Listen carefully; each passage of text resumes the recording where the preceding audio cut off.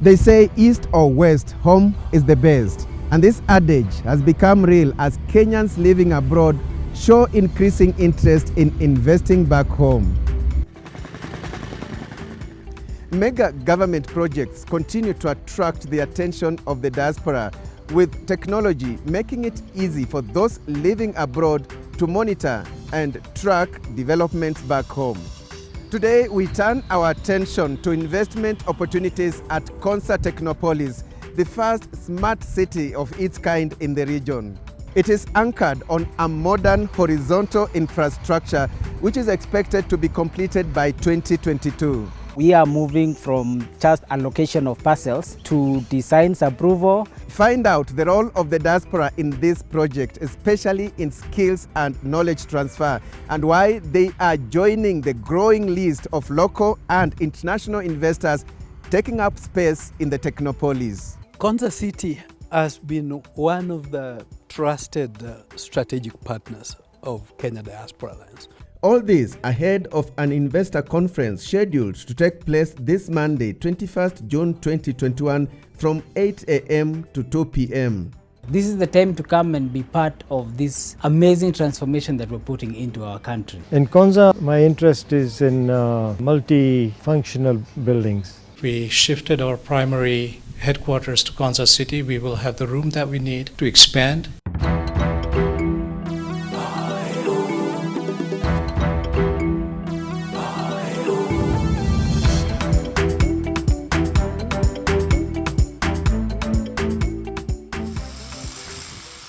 Konza Technopolis Development Authority, that is overseeing the implementation of Konza Technopolis, is already headquartered on site in Konza. A high-end data center is operational and is hosting data for government agencies and enterprises from within and outside Kenya. Construction of a modern police command post has begun. A state-of-the-art water treatment plant as well as a wastewater reclamation facility are at an advanced stage, not to forget utility tunnels that will carry water supply pipes, irrigation pipes, wastewater pipes, ICT cables, and low-voltage electricity cables. In a nutshell, these are some of the facilities already in place in phase 1 of the project, covering 410 acres out of 5,000 acres set aside for the project. Konza is not just a Ministry of ICT project. It is not just a Makueni, Machakos, Kajiado project. This is a national project. This is our Silicon Savannah. And everybody in the country is encouraged to really come and see all the work, all the development that is going on. The project is anchored on a modern horizontal infrastructure whose completion is expected to be by 2022. This is a unique location, being a smart city, 5,000 acres of a smart city in Kenya, in this region of an emerging market of Africa. It's quite exciting to see a fully planned environment. Some of the concerns we've seen in many of the developments is concerns in terms of harmonized development in a larger scale. For the first time, we're having such a location in Konza Technopolis. You come with your project and your plan, and then you lease the land. We as government will continue to own the land, so it's never going to go now where people are saying now shamba imeenda. No, that is not the case. We're going to see that we continue to maintain, but you come and you're given a lease to be able to build up your factory, whether it's agrotech, whether it's biotech, whatever kind of infrastructure you want to build, whichever, and it's according to the master plan that already we have put in place, and that master plan will be able to ensure we have a properly planned city. So anyone who is interested just needs to contact the Konza team, and they'll be able to give them all the necessary information. Investor uptake at phase 1 of the project stands at 40%. Beyond the borders, Konza Technopolis Development Authority is partnering with the Kenya Diaspora Alliance to raise awareness among Kenyans living abroad on investment opportunities in the project. these Kenyans are willing to bring the skill and the knowledge, and there can be exchanges. We already have people at places like Oxford, like at Harvard, the real top of the world, like University of California, Berkeley, where I did my postgraduate doctoral fellowship, and others are real willing to crossbreed with our academia back home. Even in media, Dr. Bob Wekesa, a very good friend to Chams Media, who is a senior lecturer and researcher at University of Witwatersrand, are saying, look, we want to bring media technology into Konza. So I see that great opportunity. Let's go for it. Let's grab it. Not just for the diaspora's good, because the diasporas are also looking for a return on investment. We've seen the role of diaspora in other countries, especially in knowledge transfer, in terms of technology transfer, and even investment. Especially, we are keen to grow what we call the knowledge-based economy. So we have some of our diaspora working in some of the top technology firms. Some of them are quite innovative, and they are working in exciting locations. We would encourage them to consider also investment in Kenya and linking even with the innovative aspect of our country. So what are the investment opportunities in Konza Technopolis? In addition to the typical investment of real estate, that's provision of residential office spaces and city amenities like hotels and recreational facilities, this is also an exciting location because we enjoy abundant connectivity in terms of ICT. The other area is health, life sciences and pharmaceuticals. ICT and related services is also attracting huge investments in the Konza Technopolis. The data center is expected to drive innovation and support businesses with a wide array of high-end cloud services to government and enterprises. We have been engaging a number of national, regional, and even global players, and even some of the top tech firms who wants to locate some of their facilities there. So it's quite an exciting location, covering those three areas, and additionally other manufacturing and even biotech services. We are preparing a policy to try and encourage as many other government agencies to be onboarded, because already we have brought in fiber. We are linking Konza to the government common core network. We are linking Konza also to the data center, also to the national optical fiber backbone infrastructure, which essentially means all government facilities can use the resources that are here, either for compute resources or for storage resources that's available. And there are many international investors on board already, including Craft Silicon, a leading financial technology solutions provider and one of the most tech-savvy software groups in the world.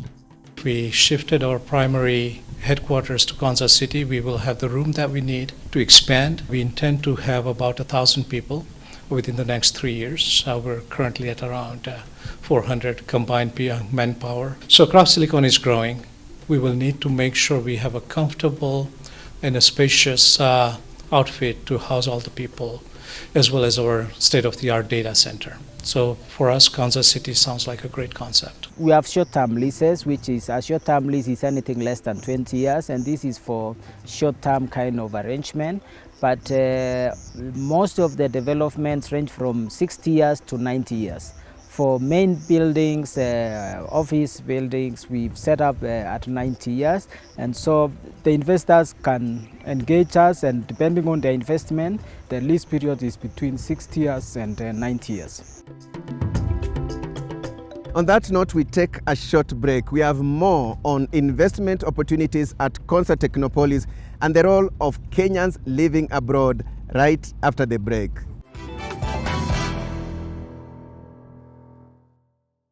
Welcome back. Today we are looking at investment opportunities at Konza Technopolis as Kenyans living abroad continue to show growing interest in investing back home. At Konza Technopolis, one assurance we give them is a safe investment location. Not just because we are a public sector institution, but because also we have established clear processes from the start of expressing your interest to the final signing of your lease. So all these processes will be transparent, and they are also accessible online that you'll be able to get, and we'll also assign a one-stop shop where we will be able to support. Konza City has been one of the trusted strategic partners of Kenya Diaspora Alliance. For 3 or 4 years running, every December we have an annual Diaspora Homecoming Convention. Konza City has always been a partner, senior partner. And there are a few other government institutions and private institutions as well. In addition, we're currently discussing a memorandum of understanding with Konza City. I mentioned that the webinar coming up end of next month for traditional foods, manufacture and agro-processing, which we hope some can be built at special economic zones, some at Konza, as an industry. Ultimately, that's our goal. And also IT tech companies. We want to see a number of them come into Kenya. Kenya is currently billed as the most attractive site for startups, tech startups in Africa. Returnees from abroad like Peter Otieno, who is the CEO of GS1 Kenya, says Konza's key attraction is the data center. He says GS1, a leading traceability organization offering globally acceptable standards for seamless business operations, is set to shift its headquarters to Konza Technopolis. What we felt that we needed to be part and parcel of Konza is because our nature of business. And this is actually where capturing of data. And when you capture data, you need to have authentic, regional, and reliable data. And GS1 provides this platform. A good thing is, and I think this might help Mama Mboga, we know of farmers who have never been into Kenya, but they're growing pilipili hoho, and they're growing dania in Kenya, and they're selling this in Dubai. So Mama Mboga is here in Kenya, he doesn't know where to get his mbogas, how to get mboga to Dubai. And whoever is telling him to grow this Mama Mboga is staying somewhere in Guatemala. He has never visited Luanda or Yala in Kenya. He has never been here, and we know they're there. So how assure you that this Mama Mboga is going to deal with the right person, not a conman? That's how GS1 come in. So far, we've actually acquired the piece of land. We are currently doing the architectural drawings. We believe if all goes well, by October, November, we should do the groundbreaking. And Vijay Sandhu, a seasoned business manager and entrepreneur with over 40 years experience in the real estate, hospitality industry and the IT sector, is also investing in Konza Technopolis. Vijay owns a hotel known as Hotel Riverview in Westlands, Nairobi. It is a modern boutique hotel that offers conference facilities and accommodation. He intends to set up a mixed-use development in Konza Technopolis. There I would do commercial building, which would be offices and perhaps a supermarket, because that would be required in the first place.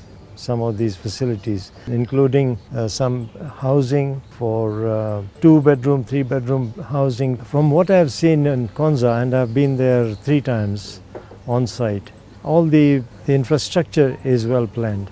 Once you've selected, of course, you express interest, we will evaluate you based on the function of your business, what you do, to confirm actually that the parcel you have chosen and what you want to do are matching. The other is actually provide commitment or evidence of what you want to do, because we do not want to encourage land speculation, but rather to encourage development.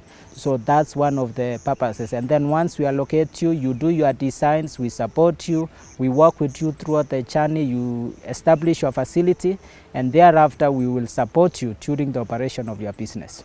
Meanwhile, Konza Technopolis Development Authority is set to host an investor conference this Monday, 21st June 2021 from 8 a.m. to 2 p.m., a conference that is expected to attract participants from across the world. This investor conference is to bring the investors, to brief them on where we are on the current infrastructure development, and also to bring the other actors in the setup of a smart city like Konza Technopolis. We have partners the financiers, the banking industry, and several other partners who want to interact also with our investors. Konza City is at cruise level. The naysayers would say it hasn't taken off. The others will say it is now taking off. But I'm saying we are at cruise level. When we are at cruise level, you just have to maintain yourself at that level. It's like flattening the curve. At the moment, we are at a point where we can attract, and we are attracting, very good investors, persons who are serious. Great opportunities there as Kenyans living abroad continue to show growing interest in investing back home. And talking about home and away, here is my experience at Hemingway's Olseki Camp, Mara, on my Magical Kenya segment. Take a look. My Magical Kenya, brought to you by Chams Adventures.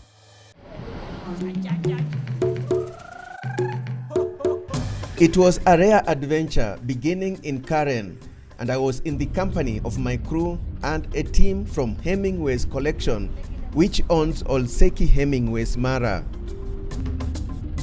As we meandered through the Nairobi-Nakuru highway that is under construction, we were anxiously counting the minutes. Then to the breathtaking road to Mai Mahiu. We decided to do a road trip in order to have what I can call a 360-degree adventure. Nairobi to Narok is about 2 hours drive. And for those who know how rough the Narok-Mara road used to be, the difference now is like day and night. Fast forward, and about 3 hours since our departure from Nairobi, Olseki Hemingway's Mara welcomes us with a cool breeze. Olseki Hemingway's Mara is located in the heart of Naboisho Conservancy, which borders the Masai Mara Reserve. The conservancy itself is 200 square kilometers. We have 5 camps in the conservancy. All these pieces of lands have been leased from the Masais. So the conservancy pay the Masais the lease money. So what happens with the Hemingways? Hemingways pays the conservancy, and the conservancy guys pays the landowners. No sooner had we been welcomed than the time for our first game drive came. As we disappeared into the wild, our guide, Raphael Rotiken, brought to our attention that Naboisho Conservancy has one of the highest densities of lions in Africa.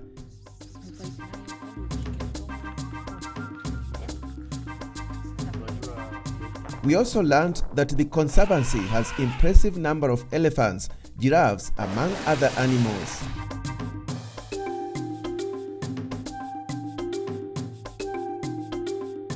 The biggest pride we have in the Conservancy now about 21 lions, and so that means if they kill like a wildebeest or a zebra, that is not enough for them. So that they have to kill, they eat, and then they have to move around looking for more food. It's mainly the lioness that hunts, but when these sub-adult males are pushed out, they have to depend on themselves. They have to kill for themselves until they are big enough to hang around with the females. But normally in a pride, it's always a female that kills. The number of lions are between 50-60 lions. And here comes the secretary bird. They are called secretary because of their physical appearance. From the way you look at them, they have like a white blouse, black skirt, high-heeled shoes, yeah. And as they hunt, sometimes when you see them hunting like grasshoppers or snakes, they do like this, so it's like a secretary typing. And we were told that elephants, like many other animals, will not bother about your presence unless they feel cornered. They give you some warning signs, you know, they warn you. You can actually, we have different groups of elephants in the Conservancy. So as you approach a certain herd, you have to know the intention. Sometimes you know this group is not happy because they will be raising their trunks up, trumpeting and nodding their heads quite often. Turns Ni mzuri sana. This private tented camp is an enclave of luxury in one of the wildest terrains of Kenya. There are 10 exclusive luxury tents with 270-degree panoramic views of the Mara Plains. It is really spacious. There is the double bed. This is one of our tents.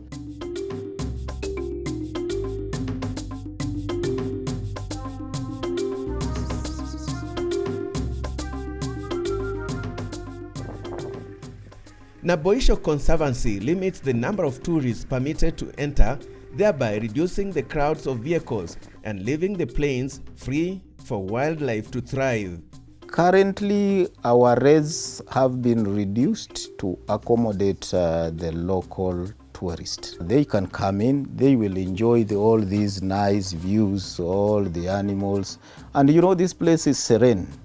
You come in, you can relax, get away from the hustle and bustle of these towns for a weekend. This year, the situation is a bit better than last year. Once COVID struck, normally we are always very busy from June all through to October. Camps were closed from March. We only opened late July. The domestic tourist was there just for 2 months, then there was nothing. This place is a jewel. Anyone can come in and enjoy it. Here you can do off-road, so that means you can go as close to the animal as you can, while in the park you can't do that. Olseki Hemingway's Mara is also known for sundowners and night game drives.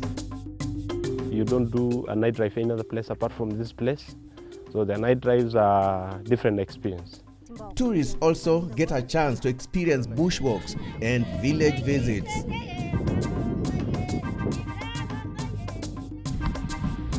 And a visit to the camp would be incomplete without a bush breakfast experience.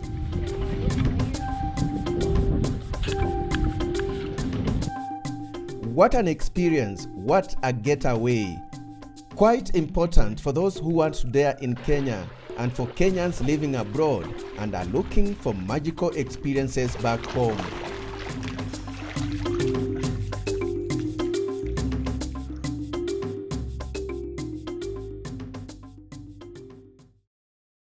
Interesting sights and sounds from Hemingway's Olseki camp in Mara. And remember, today we focused on the growing interest among Kenyans living abroad to invest back home.